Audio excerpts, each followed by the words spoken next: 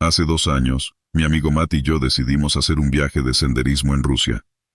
Después de planificar el viaje durante meses, informar a nuestras familias a dónde íbamos, mucho disgusto para nuestras madres, y organizar nuestros pasaportes, finalmente estábamos listos. El viaje en avión fue un infierno, y el viaje a Perm, Rusia, fue aún más largo. Sin embargo, valió la pena cuando llegamos al bosque Cherniavsky. Habíamos escuchado grandes cosas sobre él de algunos amigos que hicieron un viaje allí años atrás. Oímos que era muy hermoso, y que el recorrido completo no era tan largo. El bosque estaba rodeado por la ciudad, así que si necesitábamos ayuda, no estaba lejos. Sin embargo, nos advirtieron que tuviéramos cuidado, ya que extrañas ocurrencias de misteriosos agujeros en el suelo aparecían alrededor de Rusia, y algunos aparecieron en el bosque Cherniavsky. Nos aconsejaron que miráramos por dónde pisamos y, sobre todo, que tuviéramos cuidado. El primer día de senderismo fue genial. Hicimos un progreso significativo en la caminata, alcanzando la carretera cerca del punto intermedio que nuestros amigos nos habían mencionado, y continuamos un poco más allá. Acampamos esa noche y salimos temprano a la mañana siguiente. Mientras hablaba con Matt sobre algo, me distraje y tropecé con una roca. Deslicé probablemente unos 4 pies en mi estómago antes de detenerme, y justo a tiempo también. Cuando abrí los ojos después de prepararme para el impacto, miré y vi oscuridad total debajo de mí. Mi cabeza estaba sobre uno de esos misteriosos agujeros de los que nuestros amigos nos habían hablado. Me alejé lo más rápido que pude, aterrorizado al darme cuenta de que estaba muy cerca de caer en ese agujero de cabeza, una caída que sin duda me habría matado, o al menos me habría roto el cuello. A Matt le interesaba más que a mí. Quería saber qué tan profundo era y seguía preguntándome si pensaba que algo vivía allí. Realmente no me importaba, tomé algunas fotos, pero dadas las circunstancias en las que casi muero allí, no quería involucrarme mucho más con eso. Matt se acostó con la cara sobre el agujero abierto y trató de gritar hacia abajo. Luego, para ver qué tan profundo era, dejó caer una piedra. Curiosamente, el sonido de la roca al golpear fue muy suave, probablemente porque las hojas y la vegetación habían llegado al fondo del agujero y amortiguaban la roca al caer. De todos modos, tomó al menos unos segundos para que golpeara. Este agujero era muy profundo. Seguí preguntando si podíamos irnos ahora, a lo que Matt me sorprendió sacando una estaca y una cuerda. No sabía que había empacado equipo para escalar, ni sabía que tenía la intención de explorar estos agujeros. Le supliqué que no lo hiciera, diciéndole los peligros, los riesgos, etc., de meterse en eso sin saber qué le esperaba. Sin embargo, él desestimó todo eso, y me pidió que lo levantara si algo salía mal. Así que, apretó la cuerda a su estaca, y la enganchó al chaleco de senderismo mientras yo le pasaba la cuerda, y lo veía bajar por la abertura misteriosa, hasta que ya no pude verlo. Le grité para ver si podía escucharme, a lo que su voz débil gritó afirmativamente. Dijo que estaba seco allí abajo, y que había una gran abertura por la que podía caminar, y que iba a explorar más. Cerca de 20 minutos después, me preocupé. Le grité que era hora de subir, incluso tiré de la cuerda para señalárselo. Sin embargo, él no la tiró de vuelta. Tiré de nuevo y de nuevo, sin respuesta. Unos segundos antes de que estuviera listo para simplemente tirar y jalar de la maldita cuerda para sacarlo de allí, sentí un tirón violento en el otro extremo. No paraba, así que asumí que estaba en serios aprietos y estaba en pánico porque lo sacara. Tiré y tiré con todas mis fuerzas, tratando desesperadamente de sacar a mi amigo del fondo del agujero. Pude distinguir algo que venía desde abajo, un contorno de algún tipo justo cuando me di cuenta de que era más pesado de lo que recordaba. Rápidamente me di cuenta de que lo que estaba sacando no era mi amigo Matt. Justo cuando empezaba a distinguir que era exactamente lo que estaba sacando, un largo y delgado brazo salió disparado de la oscuridad y apoyó su mano en el suelo sobre el agujero. Luego, otro largo y delgado brazo se levantó y agarró el otro lado. La piel en el brazo tenía manchas. Algunas tenían pigmentación normal mientras que otras parecían blanqueadas. Los dedos de las manos eran más como garras y debajo de las uñas había sangre y pelo. Miré hacia abajo por última vez para ver el rostro de la criatura que tenía estos largos brazos. Sus ojos eran rojos con una pupila negra dilatada en medio. Sus dientes parecían afilados como un juego completo de cuchillos de carnicero. Su rostro era redondo sin orejas que pudiera ver. En este punto había dejado de tirar de la cuerda y solo podía quedarme en shock ante esta horrible bestia ante mis ojos. Entonces, su lengua similar a la de una serpiente se deslizó fuera de su boca y trepó hacia mis pies, mientras la bestia soltaba la risa más malévola que hayas escuchado. La lengua se envolvió alrededor de una de mis piernas e intentó tirar de mí hacia abajo. La criatura luego se levantó por encima del agujero y me miró a los ojos, la lengua todavía firmemente enrollada alrededor de mi pierna. Su rostro era aún más pálido y escamoso que sus brazos, y sus ojos eran como mirar el alma del diablo. Soltó una risa insidiosa, una risa que todavía me persigue en mis sueños. Dejé la cuerda y rápidamente agarré mi navaja de mi bolsillo trasero, y apuñalé repetidamente a la criatura en la cabeza con ella. Sus manos resbalaron mientras comenzaba a caer libremente hacia abajo del agujero, pero luego recordé que su lengua todavía estaba alrededor de mi pierna. Me resbalé y caí. La navaja me pinchó en la cadera. Grité de dolor, pero tuve que actuar rápidamente antes de deslizarme hacia abajo del agujero. Saqué la navaja de bolsillo y comencé a cerrar la lengua ridículamente larga de la criatura. Corté y corté, pero la lengua era casi como goma. La criatura se reía espeluznantemente todo el tiempo. Podía escuchar la risa diabólica resonar desde lo más profundo del agujero. Se reía como si me estuviera burlando, sabiendo que mis esfuerzos eran inútiles. Finalmente, el corte funcionó cuando corté a través de la lengua.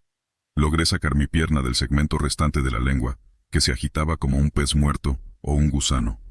Corrí lejos de allí, de regreso a la carretera para conseguir ayuda. Me llevó más tiempo esta vez, ya que estaba cojeando por mi lesión en la cadera, pero seguí yendo a toda velocidad. Después de detener un automóvil que pasaba, les pedí en un ruso muy malo que notificaran a las autoridades. Después de llevarlos al agujero, vieron un rastro de sangre de mí y una lengua cortada con sangre que conducía hacia dentro del agujero. Pude ver a la policía rusa hablando entre ellos antes de llamar por radio a sus superiores. Poco después, vi llegar vehículos blindados y vehículos militares. Fui recibido por un oficial militar ruso y su traductor. Les conté todo lo que sabía, todo el asunto.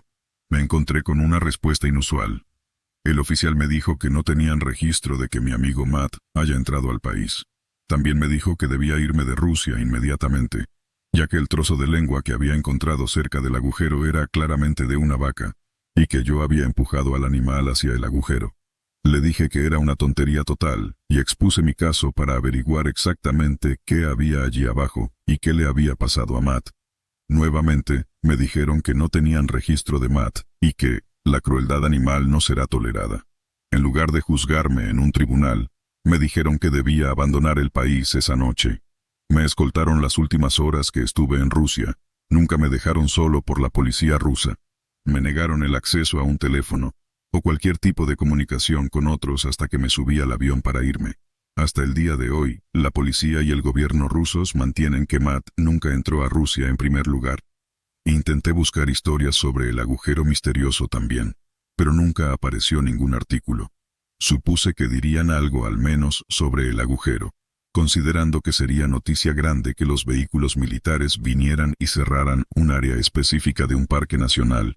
Sin embargo, sé lo que sucedió, y me perseguirá por el resto de mi vida. Esa risa insidiosa y los ojos rojos todavía me persiguen en mis sueños. Los veo cuando cierro los ojos y escucho la risa incluso cuando estoy solo en casa. Por supuesto, quiero justicia para Matt, pero en este punto solo quiero paz para mí mismo.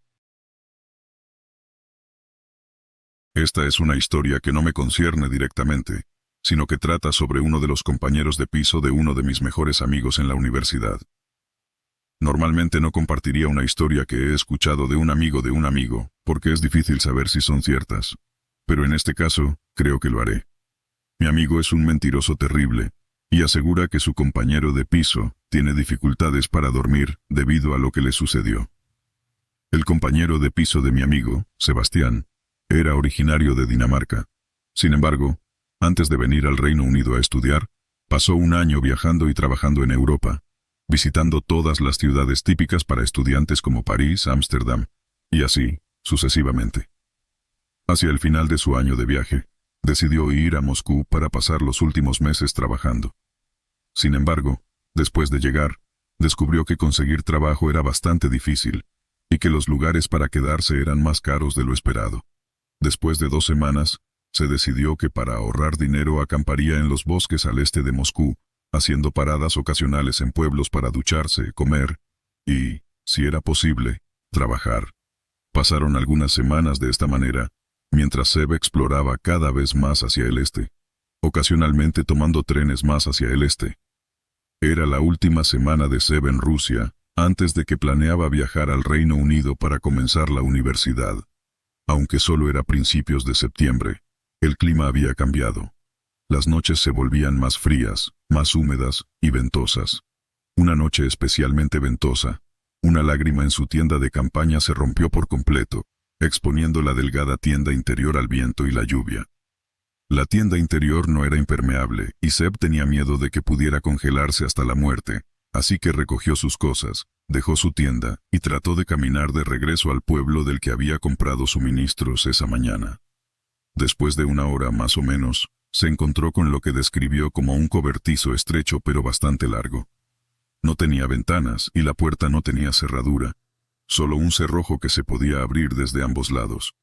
Seb no estaba seguro de dónde estaba en ese momento, así que decidió dormir allí hasta la mañana. El cobertizo estaba muy oscuro y Seb tuvo que usar la luz de su teléfono para ver. El cobertizo estaba vacío aparte de algunas herramientas, y, al final del cobertizo, un pequeño retrato de la cara de un anciano que simplemente miraba hacia adelante. El anciano tenía una barba y cabello largo que cubría la mayor parte de su rostro pálido y marcado. Lo más perturbador de todo es que sus ojos parecían ser completamente negros, sin iris visible. Sebastián dijo que eso le hacía sentir incómodo, pero estaba exhausto en ese momento y se acostó completamente vestido, y se quedó profundamente dormido. A la mañana siguiente, Seb fue despertado por la luz que entraba por la pequeña ventana al final del cobertizo. Tenía frío, no recordaba, pero debió haberse quitado la chaqueta por la noche. Recogió sus cosas y comenzó a caminar de regreso a donde pensaba que estaba el pueblo. No fue hasta que llegó al pueblo que recordó que, lo que en la oscuridad pensó que era un retrato, había sido la única ventana del cobertizo. Aún veía la cara del anciano en sus pesadillas. No hay muchas leyendas urbanas rusas. No es que nos falte imaginación. Supongo que nuestras mentes suelen estar ocupadas con horrores más reales para imaginar algo irreal. Y sin embargo, hay una leyenda sobre una criatura que habita en las calles de Moscú. Una cosa que solo se puede encontrar durante la oscuridad de la noche, y que al principio puede ser confundida con una farola o un árbol, principalmente debido a lo inusualmente largos que son sus miembros. En Internet, se le conoce como palochnik, o hombre palo en inglés. No te dejes engañar. A pesar de tener un nombre tan aburrido e insípido, creo que es una de las leyendas urbanas más horribles porque, a diferencia de otros mitos, esta es muy real. Y no lo digo porque me influencian fácilmente algunas historias de Internet aterradoras. Lo he visto con mis propios ojos hace 10 años, mucho antes de que empezaran a aparecer otras menciones de ello en la web. En aquel entonces tenía solo 15 años, y todavía asistía a la escuela. Tuve la suerte de vivir en el mismo edificio que mi amigo. Probablemente estés pensando en uno de esos bloques de apartamentos, pero en realidad era, y sigue siendo, un edificio grande en forma de círculo. Hasta donde yo sé, es el único de su tipo en todo el país. Había un gran patio con un parque infantil, paseos peatonales y garajes en el centro. Él vivía al otro lado del patio, y nuestras ventanas daban a él. Así que a veces durante la tarde sacábamos nuestros punteros láser, y jugábamos a un juego en el que intentábamos acertarnos en el ojo. Los punteros láser no eran lo suficientemente potentes como para crear un haz que cruzara esa distancia sin disiparse, pero aún así nos gustaba fingir que nuestro juego importaba. Y por supuesto, a menudo nos visitábamos para jugar en nuestros viejos Pentiums, con uno de nosotros viendo al otro jugar, esperando que fallara pronto y que fuera hora de cambiar de lugar en el escritorio. Una tarde de primavera estaba viendo alguna película cuando mi teléfono vibró. Casi instintivamente supe que era él. Nos comunicábamos todos los días y en esa tarde en particular aún no se había puesto en contacto conmigo. Resulté tener razón. Tenía un nuevo mensaje de texto de él.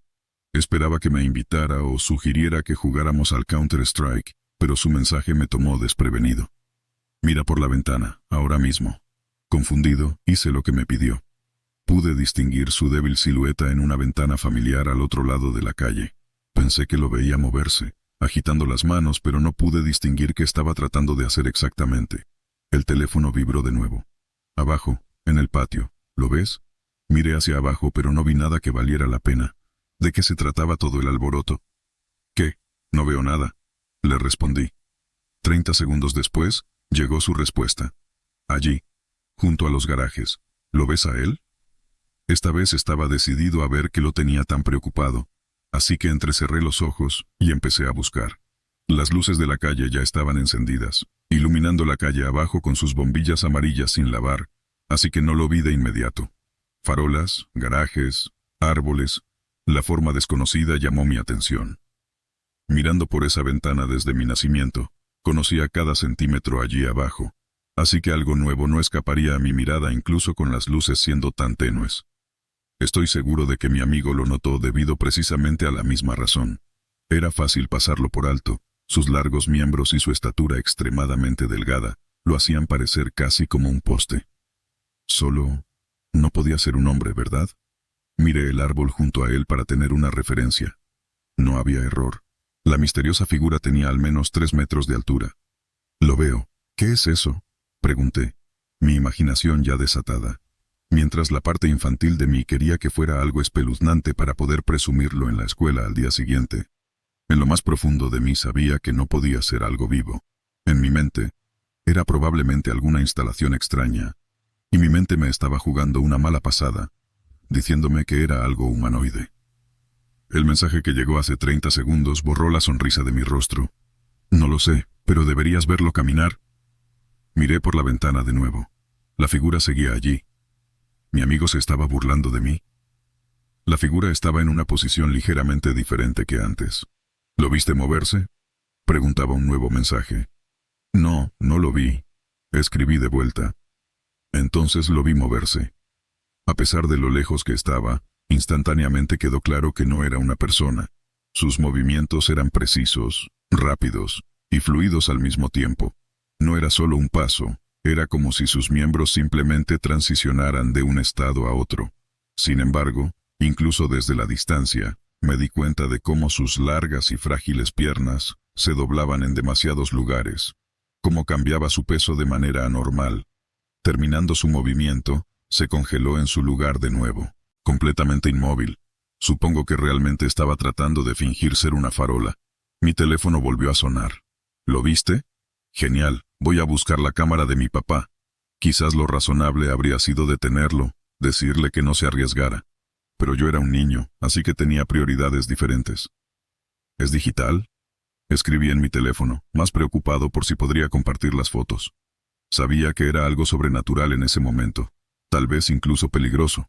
Pero yo estaba en lo alto de mi apartamento, emocionado por lo genial que sería mostrar la foto de esa cosa en la escuela al día siguiente, y estaba abajo. ¿Cómo podía siquiera imaginar que a pesar de la distancia que había entre nosotros, aún podría representar una amenaza? ¿Cómo podría saber que podía trepar las paredes? Recibí otro mensaje de mi amigo. Lo tengo. Miré por la ventana y, efectivamente, su silueta estaba allí, con una gran cámara profesional en sus manos, a punto de hacer la última foto de su vida. Si hubiera sabido cómo operar la cámara, habría pensado que usar el flash a esa distancia era inútil.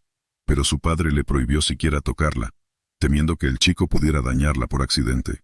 Y cuando presionó el botón, el poderoso flash iluminó todo el patio. La criatura reaccionó instantáneamente.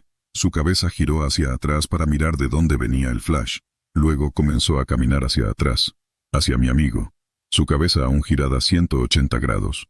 Sus rodillas se movían hacia arriba en el aire, y su cuerpo nunca se giraba mientras caminaba, solo lo hacían los miembros, uno a la vez, sin interrumpir el ritmo de la criatura ni por un momento. La silueta de mi amigo desapareció. Sin duda se escondió de la criatura, alertado por su acercamiento. Recibí un mensaje lleno de pánico de él. Oh, mierda, creo que me vio. La criatura iba creciendo con cada paso, sus piernas se estiraban y cada paso era más largo que el anterior. Aceleraba el paso, caminando tan rápido como era posible sin correr. Cuando se acercó a la pared, la agarró con sus 2 manos y luego, en un salto corto, Se levantó con una facilidad antinatural y comenzó a trepar hacia arriba, como una araña de 4 patas. Parecía que la gravedad no le molestaba en lo más mínimo. «Estoy en mi armario, ¿todavía está ahí?», fue el último mensaje que mi amigo me envió antes de que trepara por su ventana. Solo pude ver sus sombras mientras comenzaba a moverse rápidamente dentro de su habitación. No sabía qué le estaba haciendo. Hasta el día de hoy, nadie lo sabe. Solo sé que cuando terminó, mi amigo había desaparecido. Recuerdo reconocer repentinamente su silueta en el cuadro de su ventana. Pude ver claramente cómo recogía algo del suelo. Luego, giró la cabeza en mi dirección y caí al suelo, escondiéndome de su vista. Tenía su teléfono. Pensé en pánico. Seguramente no sabría cómo usarlo, ¿verdad? No podría ver que mi amigo estaba discutiendo con alguien. Pero cuando miré cuidadosamente, la criatura ya no estaba en la habitación de mi amigo. Ya estaba avanzando en mi dirección. La criatura ganó un saco desagradablemente hinchado debajo de su estómago, que temblaba cuando se movía. Caí de rodillas y rápidamente salí gateando de mi habitación, encerrándome en el baño. En mi pánico, no se me ocurrió llamar a mis padres que estaban sentados en otra habitación, viendo alguna comedia. Simplemente no podía ver cómo podrían ayudar en esa situación. Pasé allí una buena hora antes de que mi padre decidiera revisarme y, al entrar en mi habitación, comenzó a exigirme enojado que saliera del baño y limpiara el desorden en mi habitación. Cuando entré, la realización de lo sucedido finalmente surgió a través del shock y empecé a llorar de miedo. Mi padre me consoló, pero estaba muy confundido. No podía entender por qué mi ventana estaba abierta y todo el contenido de mis armarios estaba en el suelo. Pero para mí, no había dudas al respecto. Si me hubiera quedado en la habitación, si me hubiera escondido en el armario como mi amigo, habría 2 casos de personas desaparecidas. El cuerpo de mi amigo nunca fue encontrado, pero descubrí que había otras personas como yo, que otras personas en internet también lo vieron. Hay fotos e incluso videos. Así que sé que todavía está ahí fuera, buscando su próxima comida, y probablemente buscándome a mí.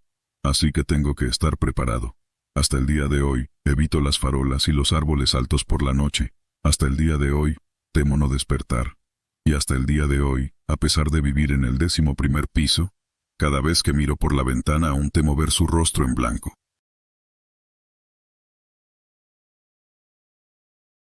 Recuerdo cuando los primeros rusos atacaron en febrero de 2022, cruzando la frontera como ejércitos de orcos.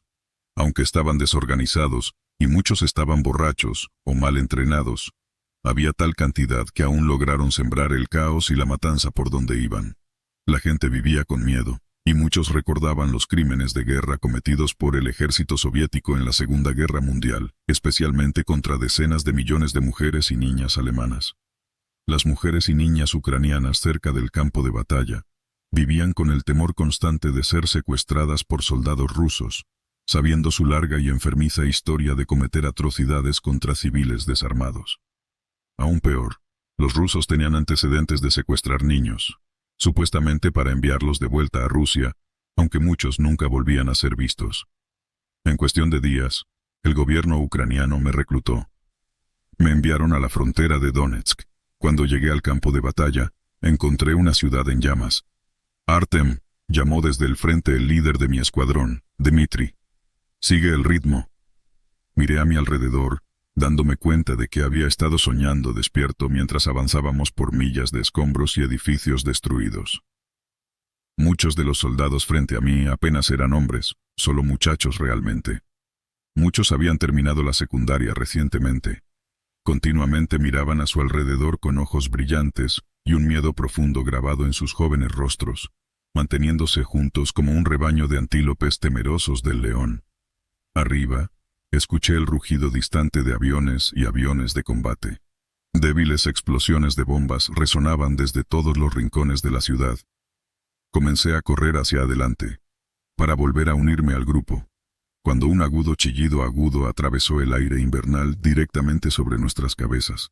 Inmediatamente me congelé, aún lejos del último soldado. Miré hacia arriba y vi un destello blanco atravesar el aire, cayendo directamente desde el cielo como un meteorito. Antes de que nadie pudiera reaccionar, estalló con una montaña de fuego y un estruendo que sacudió la tierra. El destello era como mirar una estrella explotando, enviándome volando hacia atrás. El suelo temblaba y se agrietaba. El pavimento de la calle desierta se levantaba y temblaba debajo de mí. Un largo brazo de llamas se alzaba hacia el cielo, expandiéndose y consumiendo todo a su alrededor en un creciente infierno. Hombres gritaban a mi alrededor.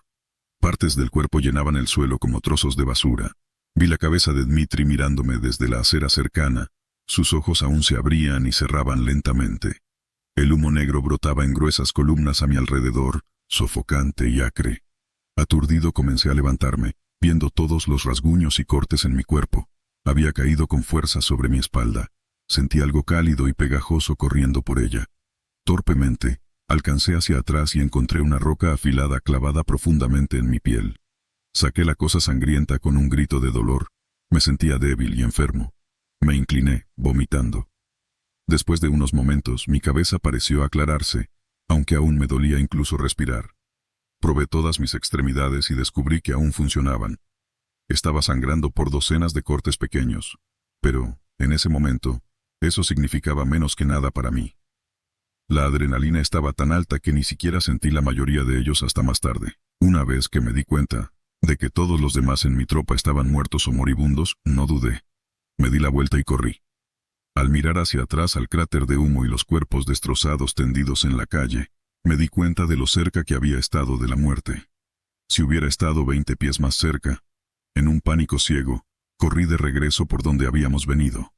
Hogares y edificios de apartamentos en llamas enviaban nubes de humo hacia el cielo frío, y sin nubes, volviendo el mundo oscuro, como si se estuviera produciendo un eclipse solar.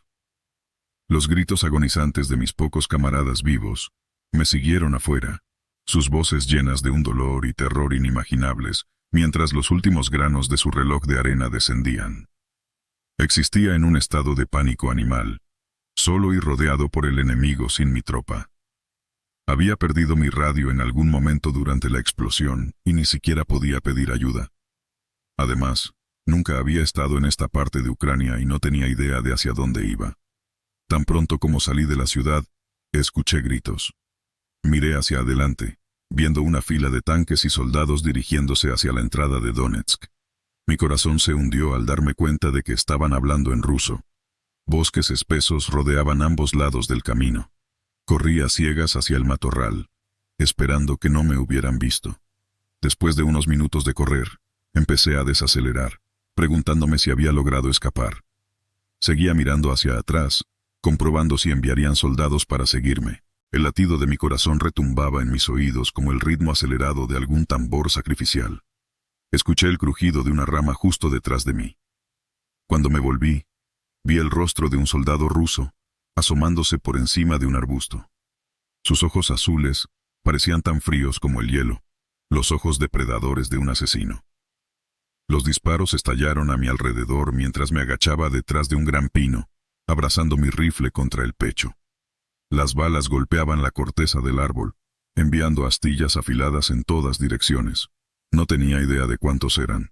Cuando se detuvieron para recargar, me asomé desde detrás del árbol y disparé una ráfaga de balas donde había visto por última vez al soldado ruso. Alguien gritó cuando una salpicadura de sangre cubrió las hojas y el suelo del bosque. Inmediatamente, otro rifle comenzó a disparar, las balas zumbando justo por encima de mi cabeza. Sentí una explosión de calor en mi mano izquierda, luego una corriente ascendente de agonía que siseaba a través de mis nervios.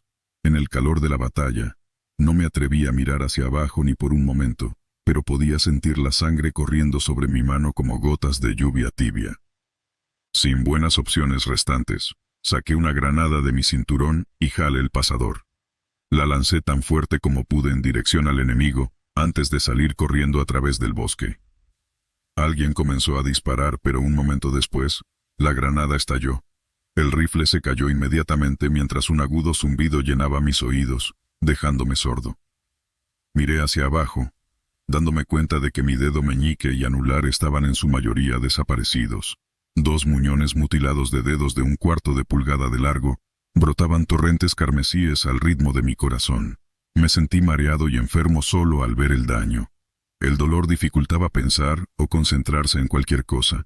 Existía en un estado de puro instinto, solo otro animal herido corriendo por su vida. Después de unos minutos de correr a ciegas, Tuve que parar y descansar. Me senté en una roca plana, rodeado de pinos, y el frío y cortante viento del invierno ucraniano.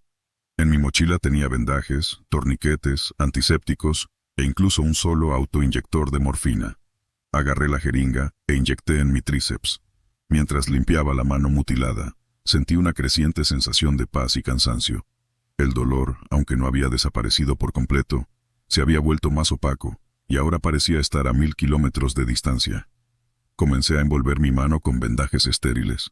La sangre que brotaba de mis 2 dedos manchaba los vendajes de rojo, formando manchas carmesíes que los empapaban al instante. Estaba exhausto por toda la carrera y lucha.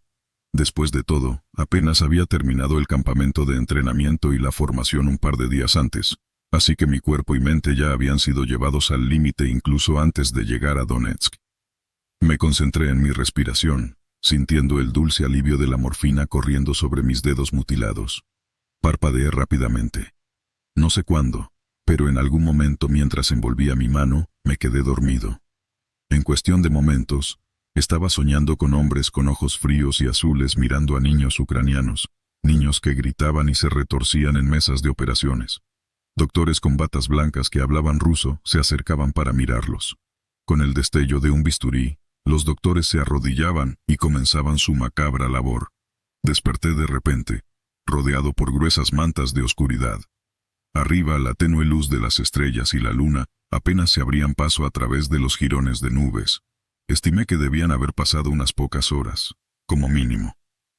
Sentía como si me estuvieran apuñalando una y otra vez en la mano izquierda. Los pequeños muñones de mis dedos ardían. Curiosamente, habría jurado que aún podía sentir los dedos allí, casi como un recuerdo fantasmal de alfileres y agujas. Apreté los dientes, mirando mi botiquín de primeros auxilios. Había usado toda la morfina. Maldiciendo, rebusqué en la mochila hasta que encontré algo de naproxeno y lo tragué en seco. Dudaba de que el genérico Aleve hiciera mucho para aliviar un dolor tan palpitante e interminable. Oí algo detrás de mí, un sonido que llegaba tan suave como un susurro. Era como la respiración de un bebé dormido, tranquila y rítmica. Confundido, me levanté y encendí la linterna de mi rifle. Pasé la brillante luz LED sobre los arbustos y los árboles desnudos y desprovistos de hojas. «No dispare», exclamó una vocecita en ucraniano, llena de pánico. Una niña salió arrastrándose de detrás de un pino, con la cara sucia y la ropa rasgada y cubierta de mugre. Tenía cortes por todo el cuerpo.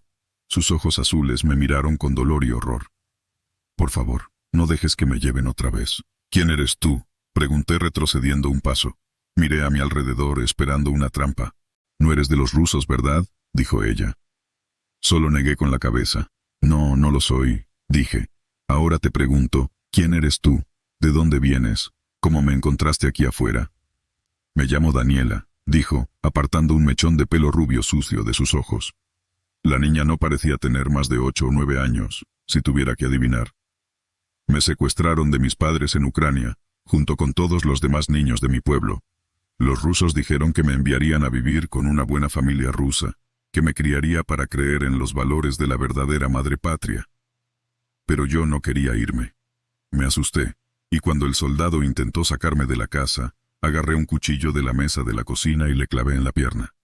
Me golpearon, estrellando sus rifles contra mi cabeza hasta que perdí el conocimiento.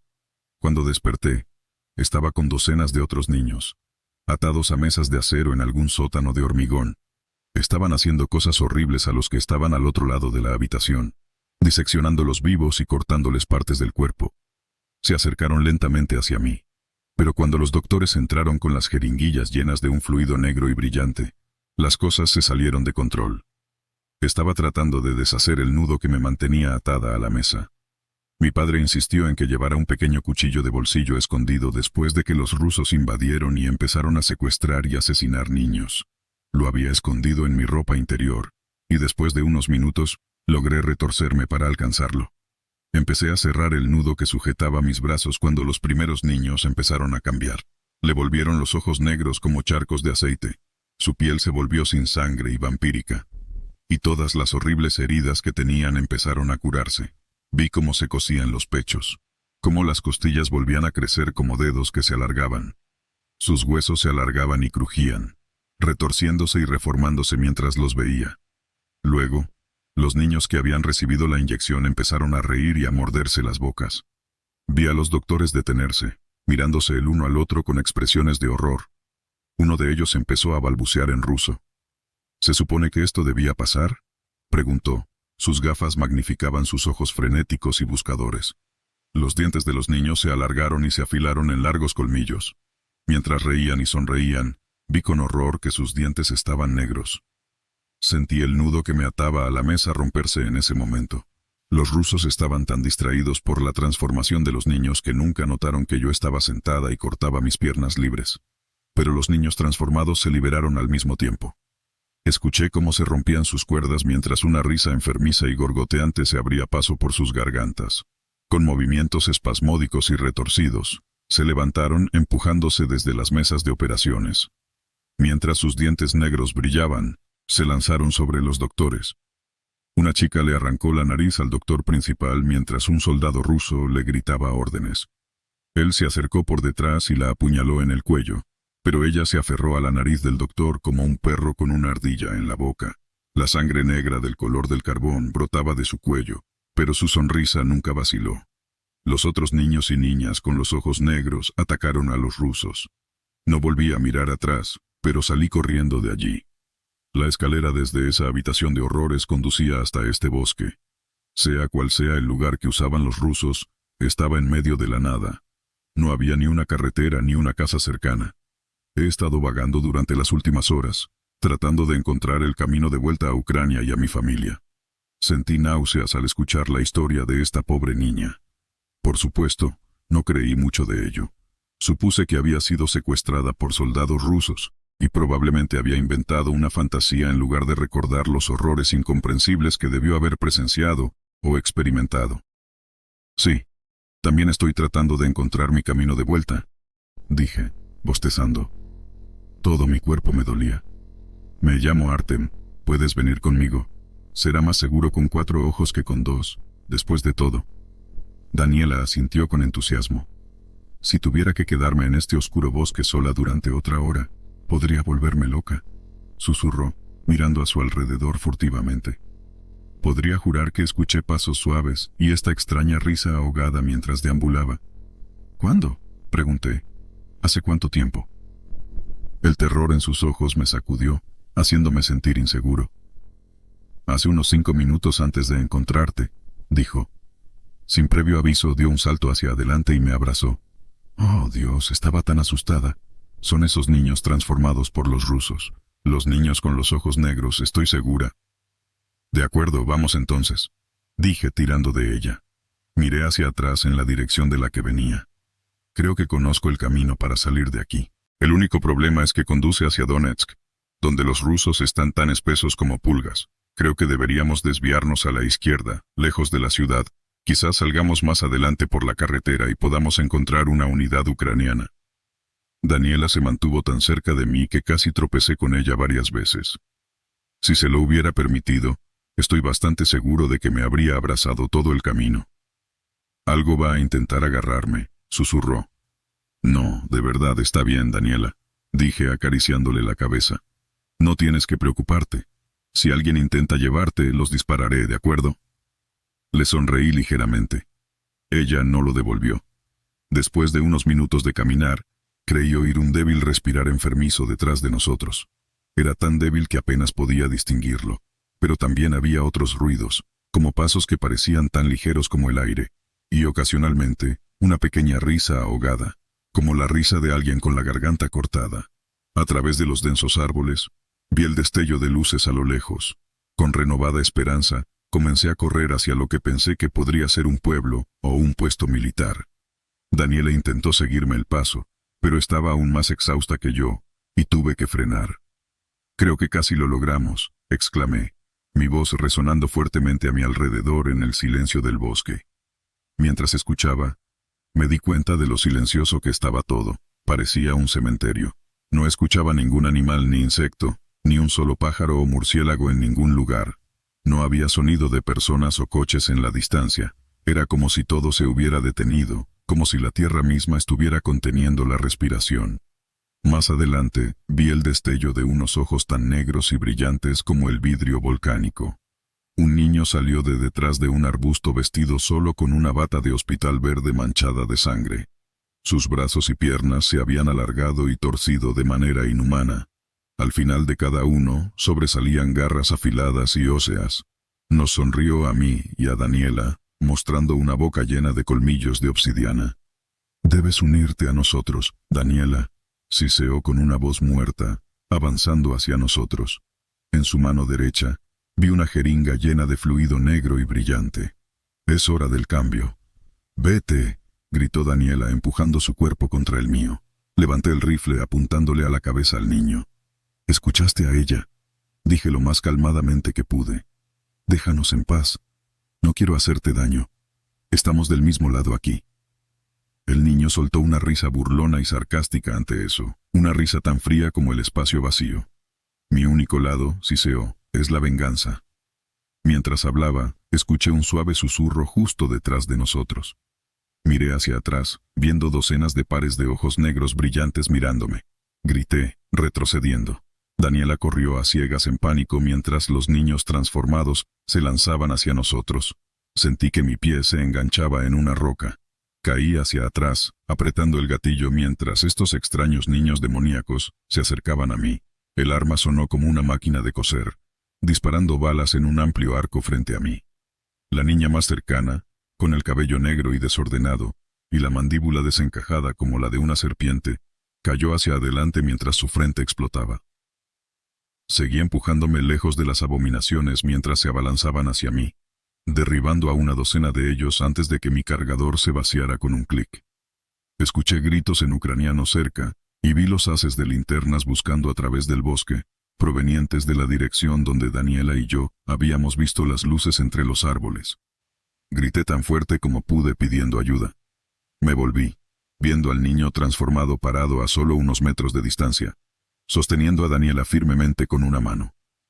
En la otra, sostenía la jeringa llena de líquido negro. Con una sonrisa sádica y un destello de sus dientes demoníacos, le clavó la aguja en el cuello y presionó el émbolo. Daniela gritó, ahogándose y jadeando mientras él la lanzaba hacia adelante. Ella cayó de rodillas.